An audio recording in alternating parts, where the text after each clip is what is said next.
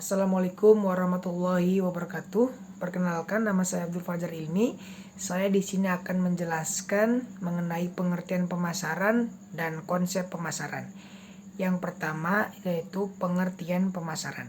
Pemasaran merupakan salah satu dari kegiatan-kegiatan pokok yang dilakukan oleh perusahaan untuk mempertahankan kelangsungan hidupnya, untuk berkembang dan mendapatkan sebuah keuntungan. Arti pemasaran ini sendiri yaitu sering disamakan dengan pengertian penjualan, perdagangan, dan distributor. Yang kedua yaitu konsep pemasaran. Konsep pemasaran ini dibagi menjadi 5. Yang pertama yaitu konsep produksi, yang kedua yaitu konsep produk, yang ketiga yaitu konsep penjualan, yang keempat yaitu konsep marketing, yang kelima yaitu konsep pemasaran. Terima kasih. Bismillahirrahmanirrahim. Assalamualaikum warahmatullahi wabarakatuh. Perkenalkan, nama saya Tasya Hidayah dengan NPM 185060025. Di sini saya akan menyampaikan materi tentang ruang lingkup pemasaran. Dalam dunia pemasaran atau marketing, pasti dibutuhkan tiap perusahaan untuk bisa mempromosikan barang atau jasanya. Pemasaran bisa dilakukan dengan berbagai macam cara, mulai dari pemasangan iklan, ataupun dari mulut ke mulut, hingga pertemuan lainnya. Dalam kegiatan pemasaran ini, ada 10 tipe entitas yang dipasarkan, yaitu yang pertama, ada barang. Barang merupakan produk nyata yang setiap hari kita pakai ataupun setiap hari kita ketemui. Barang ini memiliki bagian terbesar dalam proses produksi ataupun pemasaran. Yang kedua, ada jasa. Jasa merupakan produk yang ditawarkan dalam bentuk abstrak. Yang ketiga, ada acara atau kegiatan. Ide bisnis ini memperoleh dari mengadakan berbagai macam acara ataupun event. Tentu setiap manusia pasti memiliki acara, dan tentunya juga pasti dalam acara itu harus ada yang bisa menghandle-nya. Ruang lingkup yang selanjutnya ada properti.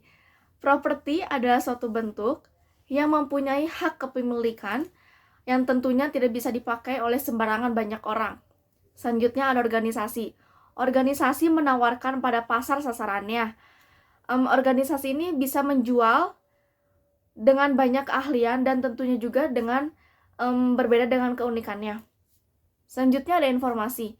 Era informasi yang begitu pesat dengan banyak dukungan teknologi yang semakin canggih tentunya bisa menjadikan bisnis yang menjadi peluang besar yang tentunya bisa menggiurkan banyak orang. Yang selanjutnya ada ruang lingkup yang keempat, yaitu pengalaman. Aspek pentingnya marketer adalah bagaimana menciptakan suatu pengalaman yang akan tertanam di benak suatu pelanggan. Dan yang kelima ada orang. Melihat perkembangan penduduk sekarang yang semakin banyak dan dilihat dari statistik maupun kompetensinya itu, maka dapat disimpulkan bahwa manusia itu memiliki potensi pasar yang menjanjikan. Yang keenam, ada tempat. Suatu tempat yang memiliki daya tarik dari mulai keindahan, keunikan, akan bisa bernilai jual yang lebih tinggi lagi dan tentunya pasti mendapatkan keuntungan. Dan tentunya lagi pasti banyak pelanggan yang akan semakin banyak datang. Ruang lingkup yang terakhir ada ide. Produk yang paling orisinil dan sangat aman dari suatu penjiplakan adalah suatu ide. Baik, terima kasih kepada moderator. Pada kesempatan kali ini saya akan memaparkan mengenai rencana pemasaran. Nah, rencana pemasaran atau marketing plan ini adalah dokumen tertulis yang meringkas apa saja yang telah dipelajari oleh pemasar tentang pasar dan mengindikasi bagaimana perusahaan berencana menjangkau tujuan pemasarannya. Nah, rencana pemasaran ini berisikan panduan teknis untuk program pemasaran dan alokasi keuangan sepanjang periode perencanaan. Rencana pemasaran ini adalah salah satu perwujudan utama dari proses pemasaran. Kini rencana pemasaran semakin berorientasi pada pelanggan dan pesaing, mempunyai alasan yang lebih baik dan lebih realistis dari masa lalu. Perencanaan ini menjadi proses berkelanjutan untuk merespon kondisi pasar yang cepat berubah. Kemudian kegagalan rencana pemasaran saat ini yang paling sering dinyatakan oleh eksekutif pemasaran disebabkan karena kurangnya realisme, tidak adanya analisis yang cukup komprehensif dan fokusnya hanya jangka pendek saja. Beberapa kriteria rencana pemasaran, yang pertama ada rangkuman eksekutif dan daftar isi. Nah, pada rencana pemasaran ini harus dibuka dengan rangkuman singkat, tujuan utama dan rekomendasi manajer senior. Daftar isi ini menggarisbawahi sisa rencana tersebut serta semua prinsip pendukung dari rincian operasional. Kemudian ada analisis situasi, yaitu bagian ini menampilkan data latar belakang yang relevan tentang penjualan, biaya, pasar, pesaing, dan berbagai kekuatan dalam lingkungan makro.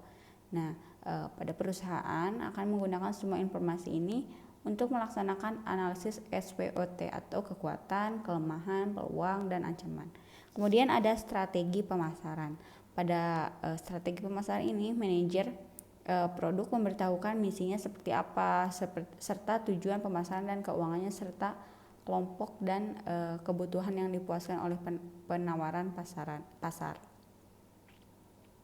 Kemudian manajer menentukan positioning kompetitif lini produk yang akan menginformasikan rencana permainan untuk mencapai tujuan rencana. Nah, kemudian ada proyeksi keuangan, yaitu proyeksi keuangan ini meliputi peramalan penjualan, peramalan pengeluaran, dan analisis titik impas atau BEF.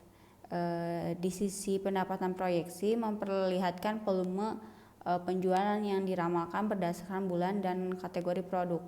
Nah, di sisi pengeluaran, proyeksi memperlihatkan perkiraan biaya pemasaran dan dibagi menjadi kategori yang lebih tepat. Nah, ada analisis titik impas memperlihatkan berapa banyak unit yang harus dijual perusahaan setiap bulannya untuk menutup biaya tetap bulanannya dan rata-rata biaya variabel per unit. Nah, ada selanjutnya ada kendali implementasi. Itu umumnya bagian ini menyebutkan tujuan dan anggaran setiap bulan atau kuartal.